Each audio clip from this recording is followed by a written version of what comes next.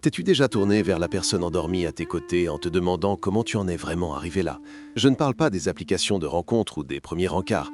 Je parle de la raison profonde. Pourquoi cette personne précise? Pourquoi ce type de douleur spécifique? Nous choisissons le feu qui nous brûle. Nous choisissons la distance qui nous affame. Si tu arrêtes de les regarder eux pour observer l'historique de tes propres choix, tu réalises quelque chose d'inconfortable. Cela ne ressemble plus à de la malchance. Cela ressemble à un système. La psychologie nous enseigne que nous ne choisissons pas nos partenaires parce qu'ils sont bons pour nous. Nous les choisissons parce qu'ils correspondent au vide à l'intérieur de nous. Nous cherchons des gens qui nous permettent de rejouer nos luttes les plus anciennes, qui nous offrent la protection que nous n'avons jamais eue, ou qui reflètent les parties de nous-mêmes que nous sommes trop effrayés pour regarder en face. Tu te demandes peut-être pourquoi tu ressens une attraction magnétique envers ceux qui te dévastent, alors que les personnes stables et gentilles te semblent étrangement fades. C'est ton subconscient qui essaie de résoudre un puzzle qu'on lui a tendu il y a des années. Pour comprendre tes relations, tu dois comprendre la machinerie qui tourne sous le plancher de tes émotions. Voici donc les 6 types de relations que tu rencontreras et la psychologie dissimulée derrière chacune d'elles. Commençons par celle qui attire tout le monde dans le piège, le lien karmique. Tu les rencontres et la chimie est immédiate, c'est électrique. Tu as l'impression de les connaître depuis 1000 ans. Ton cerveau déclenche une décharge de dopamine et d'ocytocine. Et tu penses, c'est le destin. Nous avons une connexion d'une vie antérieure. Nous sommes censés nous apprendre une leçon. Tu supposes que ce niveau d'intensité ne peut signifier qu'une chose, que vous êtes faits pour être ensemble. Mais il faut être extrêmement prudent avec ces connexions magnétiques instantanées. Une grande familiarité signifie souvent un grand traumatisme. Nous utilisons souvent des termes spirituels pour décrire une relation volatile, passionnée et douloureusement difficile. Mais en psychologie, cela porte un nom précis, la compulsion de répétition, proposée par Sigmund Freud. Cela signifie simplement « je vais rejouer mes blessures primitives en espérant que cette fois, je pourrai changer la fin ». Tu rencontres quelqu'un et ton esprit conscient voit un étranger, mais ton câblage interne reconnaît une fréquence émotionnelle spécifique. Peut-être ont-ils la même distance froide que ton père, peut-être ont-ils le même côté critique que ta mère. Ton cerveau s'illumine, non pas parce que cette personne est bonne pour toi, mais parce qu'elle te semble connue. Elle a le goût du passé. Cela crée une chimie que nous prenons à tort pour le destin.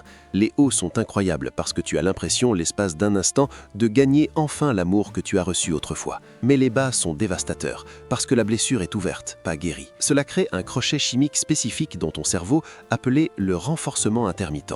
C'est la même astuce que les casinos utilisent pour te garder devant les machines à sous. Ils t'attirent puis te repoussent.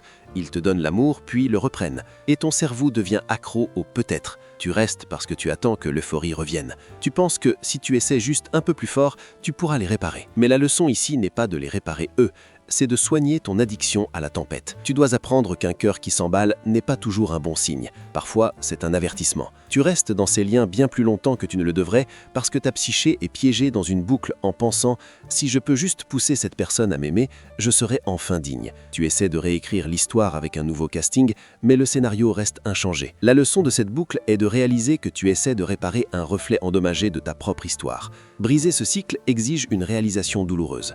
Un amour familier n'est pas toujours un amour sain, et la vraie stabilité semble souvent ennuyeuse pour un esprit câblé pour les orages. Le lien narcissique, c'est la dynamique qui déroute les personnes intelligentes le plus. La relation narcissique ne commence pas avec le conflit, mais avec la perfection. Les psychologues appellent cela le miroir. Parce que tu es perceptif, tu es ouvert. Tu révèles ta profondeur, tes drumes et tes feurs très ouverts. Un partenaire narcissique absorbe ces données et te les rebrosse avec une précision terrifiante. Ils deviennent exactement qui tu as besoin qu'ils soient. Tu penses que tu as trouvé ton jumeau, ton égal, la seule personne qui comprend enfin. La psychologie ici repose sur l'idéalisation et la dévaluation. Cela commence par le love bombing.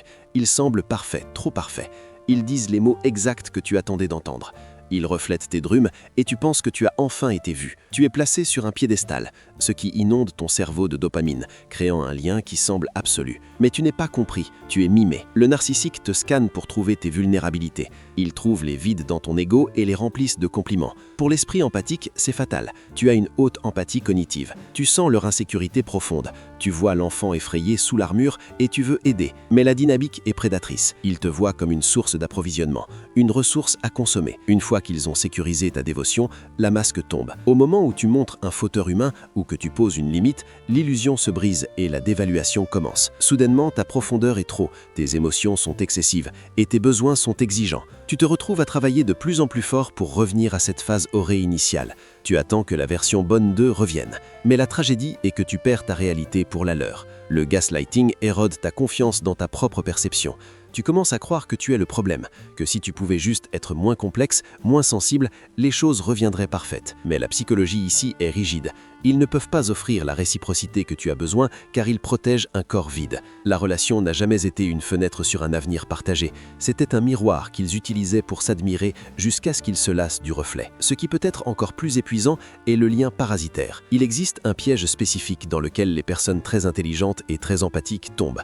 Le besoin d'être utile. Tu es un résolveur de problèmes par nature. Tu vois du potentiel là où les autres voient des ruines. Et cela fait de toi la cible parfaite pour la relation parasitaire. Tu interviens pour organiser leur vie. Tu règles leurs problèmes. Tu gères leurs émotions. Cette dynamique repose sur l'enchevêtrement. Tu perds la notion de où tu termines et où il commence. Dans cette dynamique, la connexion est définie par un déséquilibre rigide. Tu es le donneur, ils sont le preneur. Psychologiquement, cela découle souvent d'un altruisme pathologique. Tu tires ton sens de valeur de ta capacité à aider, réparer, sauver ou stabiliser quelqu'un d'autre. Tu attires des partenaires qui sont des projets, des gens avec du potentiel mais aucune exécution, des gens avec des histoires tristes mais aucune responsabilité. Ils s'appuient sur ta stabilité. Ils utilisent tes ressources, ta clarté mentale et ta bande passante émotionnelle pour se maintenir debout. Et au début, cela te fait du bien. Cela ressemble à un pourquoi. Tu penses « il me demande, donc il m'aime ». Mais le partenaire parasitaire ne veut pas aller mieux. Il veut être porté. Il se nourrit de ton énergie jusqu'à ce que tu sois épuisé. Un phénomène connu sous le nom de fatigue de compassion. Tu commences à te sentir lourd, vidé et plein de ressentiment. Pourtant, tu culpabilises à l'idée de partir. Tu rationalises leur comportement. Ils traversent une période difficile. Ils ont juste besoin d'un coup de pouce. Mais le cycle est structurel, pas situationnel. La psychologie du parasite est celle du droit dû. Ils croient que le monde leur doit quelque chose, et tu es devenu leur monde. La leçon ici concerne tes propres bandières. Tu dois apprendre que l'amour ne se mesure pas à ce que tu peux endurer pour quelqu'un d'autre. L'amour, c'est deux personnes entières qui se réunissent chaque jour, non par besoin désespéré, mais par désir clair et enthousiaste. Cela te permet de tourner ton énergie vers le monde extérieur plutôt que de tout consommer pour maintenir la relation. Avec une hameçon, tu construis. Vous ne faites pas que vous reflétez l'un l'autre. Vous vous témoignez l'un l'autre. Et pour le penseur de profondeur, être véritablement vu sans jugement, sans projection, sans distorsion, est la forme la plus élevée d'amour qui soit. Pour finir, il y a l'anomalie, la personne qui arrive uniquement pour détruire ton ancienne vie. Le catalyseur. Expliqué par la théorie de l'auto-expansion, ils t'introduisent de nouveaux mondes.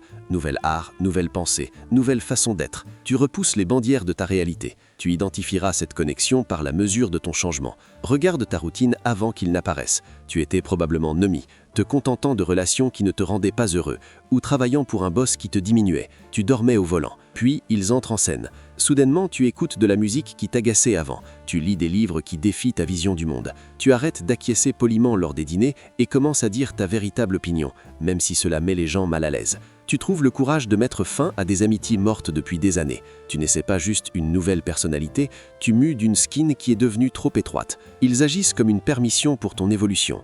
Ils arrivent généralement quand tu es coincé, piégé dans une vie trop petite pour ton esprit, mais trop confortable à quitter. Tu as dépassé ton contenant, mais tu es paralysé par la peur de le briser.